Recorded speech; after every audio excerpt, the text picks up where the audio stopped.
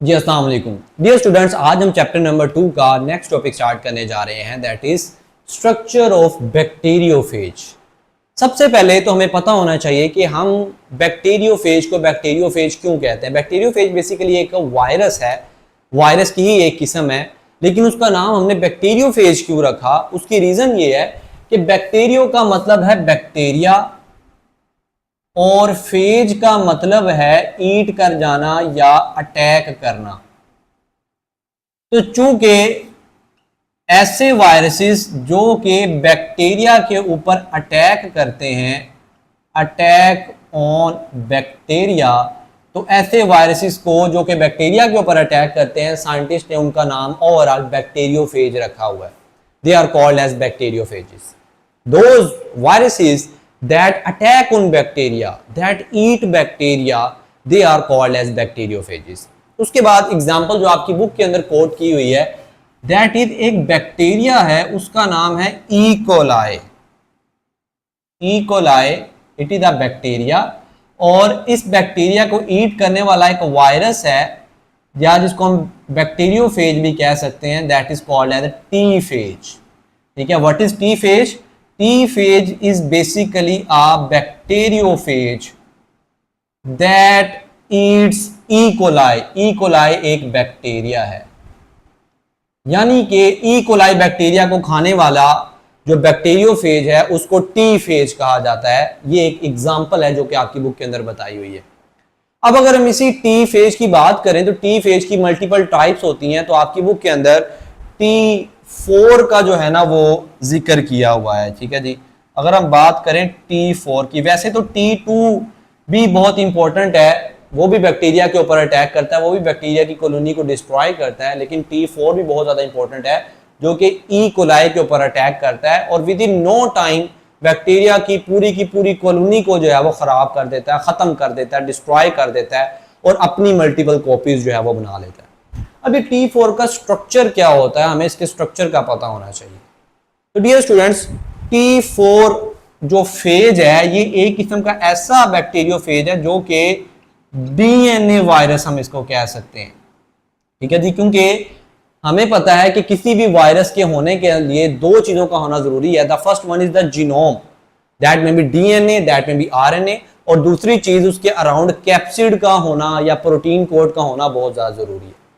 तो अगर तो कोई ऐसा वायरस है जिसके अंदर आरएनए मौजूद होता है तो उसको हम आरएनए वायरस कहते हैं, और अगर कोई किसके अंदर डीएनए मौजूद है तो उसको हम डीएनए वायरस कहते हैं। तो ये जो T4 बैक्टीरियोफेज है ये एक ऐसा बैक्टीरियोफेज है जिसके अंदर डीएनए मौजूद होता है, इसीलिए हम इसको डीएनए वायरस कहते हैं। T4 फेज ऐसा फेज जो कि एक डीएनए वायरस है जो कि ई कोलाई बैक्टीरिया को अटैक करने की कैपेबिलिटी रखता है। अब इसका स्ट्रक्चर क्या है, what is the structure of T4 bacteriophage? अब स्ट्रक्चर को समझने के लिए सबसे पहले आपकी बुक के अंदर एक्सप्लेन किया हुआ है इसके हेड का स्ट्रक्चर। तो डियर स्टूडेंट्स, अगर हम इस T4 फेज के हेड की बात करें, मैं यहां पे ड्रॉ भी करता जाता हूं, तो इसका जो हेड है दैट इज हेक्सागोनल। हेक्सा का मतलब होता है 6, इसकी जो है वो 6 साइड्स होती हैं। It is hexagonal means it having 6 sides, इसके अंदर 6 साइड्स मौजूद होती हैं। उसके बाद dear students, it is pyramidal. ये पायरामिडल है, पायरामिडल का मतलब है कि ट्रायंगुलर एंड्स होते हैं। इसके अंदर आप देख सकते हैं 2 ट्रायंगुलर एंड्स आपको नजर आ रहे हैं, एक ऊपर वाली डायरेक्शन में भी ट्रायंगल है, नीचे वाली डायरेक्शन में भी ट्रायंगल आपको नजर आ रहा होगा। उसके बाद डियर स्टूडेंट्स, नेक्स्ट जो चीज यहां पे आ जाती है वो ये कि ये आपकी बुक के अंदर तो मेंशन नहीं है लेकिन आपने लिख लेना है, इट इज अ इकोसाहेड्रल। ये एक इकोसाहेड्रल टाइप का ही वायरस है, बैक्टीरियोफेज है, जिसके 20 फेसेस होते हैं इस तरीके से। ये आप ड्रॉ भी कर सकते हैं साथ साथ। ठीक है जी,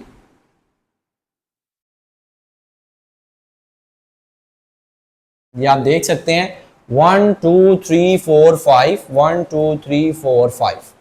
ठीक है जी, 5 और 5 10 और 10 ही इसके पीछे होते हैं। 20 फेसिस वाला ये जो है वो इसका हेड होता है, ठीक है जी। और बेसिकली ये क्या है, किससे मिलके बना हुआ है, कैप्सिड प्रोटीन से मिलके बना हुआ। नेक्स्ट चीज आ जाती है हेड के बाद, दैट इज इट्स टेल।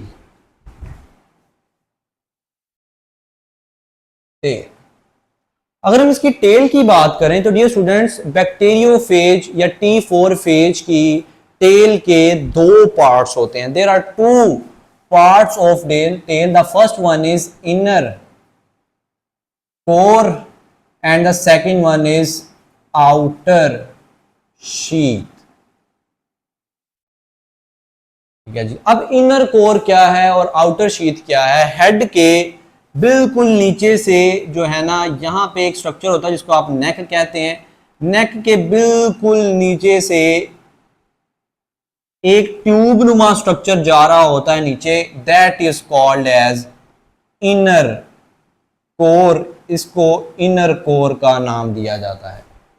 उसके बाद डियर स्टूडेंट्स, इस इनर कोर के अराउंड जो है वो शीथ मौजूद होती है इस तरीके से, एक स्प्रिंग की तरह की। जिस तरह से एक स्प्रिंग होता है बॉल पॉइंट के अंदर, वैसे ही एक स्प्रिंग की तरह की जो है वो शीथ मौजूद होती है जिसने इस पूरी इनर कोर को सराउंड किया होता है, इसके अराउंड मौजूद होती है और सेंटर में इनर कोर जा रही होती है। और आपकी बुक के अंदर लिखा हुआ है ये जो इनर कोर है और आउटर शीथ है, ये दोनों डिफरेंट प्रोटीन से मिलके बनी होती हैं। They are made up of different proteins, यानी कि इनर कोर एक तरह के प्रोटीन से मिलके बनी हुई है और आउटर शीथ एक तरह के प्रोटीन कोड से मिलके बनी हुई है। उसके बाद डियर स्टूडेंट्स, नेक्स्ट अगर हम बात करें तो this is the outer sheath. Next, इसी ये जो इनर कोर जा रही है, इनर कोर के बिल्कुल नीचे यहां पे एक प्लेट होती है, that is called as end plate, ठीक है जी। तो एक और स्ट्रक्चर प्रेजेंट होता है at the end of inner core. Inner core के एंड के ऊपर एंड प्लेट प्रेजेंट होती है, containing tail fibers, 6 tail fibers basically, ठीक है जी। तो यही जो इन एंड प्लेट है डियर स्टूडेंट्स, इसके ऊपर 6 जो हैं टांगों की तरह के स्ट्रक्चर्स इस तरीके से 1 2 3 4 5 6 6 जो है वो टेल फाइबर्स मौजूद होते हैं। These are tail fibers। तो ये हमारे पास T4 फेज का स्ट्रक्चर कंप्लीट हो जाता है। और चूंकि हमने बात की कि T4 फेज जो है एक किस्म का डीएनए वायरस है, तो यहां पे इसके अंदर डबल स्ट्रैंडेड डीएनए इसके कैप्सिड के अंदर मौजूद होता है। ये बेसिकली इसका कैप्सिड है जिसको हम ओवरऑल हेड का जिक्र कर रहे थे। So that is all about the structure of bacteriophage. और यहां पे एक बात याद रखिएगा कि जब भी ये जो T4 फेज है किसी बैक्टीरिया के ऊपर या ई कोलाई के ऊपर अटैक करता है, तो ये उसके साथ पहले जाके अटैचमेंट करता है अपने टेल फाइबर और एंड प्लेट की मदद से, ठीक है। 6 जो टेल फाइबर्स हैं और एंड प्लेट है, ठीक है जी, इसकी मदद से इसका फंक्शन क्या होता है, ये एंड प्लेट और टेल फाइबर्स का अटैचमेंट टू बैक्टीरिया। बैक्टीरिया के साथ अटैचमेंट करवाना इसका काम होता है। जैसे ही बैक्टीरिया के ऊपर अटैच करते हैं तो ये क्या होता है जी, यहाँ पे इसकी जो नेक है, अच्छा जी, यहाँ पे ये जो उसका पार्ट है दैट इज नेक। नेक के बारे में भी आपकी बुक के अंदर एक लाइन लिखी हुई है, नेक जो है that connects outer sheath with head, ठीक है जी। नेक जो है, नेक बेसिकली एक कनेक्शन है, इट इज अ connection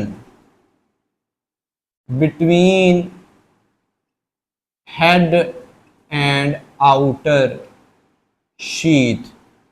ये हेड और आउटर शीथ को आपस में क्या कर रही होती है, कनेक्ट कर रही होती है, जोड़ रही होती है। So that's all about the structure of T4 phase. Basically ये एक किस्म का बैक्टीरियोफेज है जो कि ई कोलाई बैक्टीरिया के ऊपर अटैक करता है। ठीक है जी, ये उसके ऊपर अटैक करता है और within no time E coli की पूरी कॉलोनी को क्या कर सकता है, डिस्ट्रॉय कर सकता है और अपनी मल्टीपल कॉपीज बनाता चला जाता है। तो डियर स्टूडेंट्स, नेक्स्ट क्लास के अंदर हम इंशाल्लाह जो स्ट्रक्चर ऑफ HIV है उसको डिस्कस करेंगे और इसके साथ हमारा चैप्टर नंबर 2 जो है वो एंड हो जाएगा। स्टे ट्यून्ड, थैंक यू, अल्लाह हाफिज़।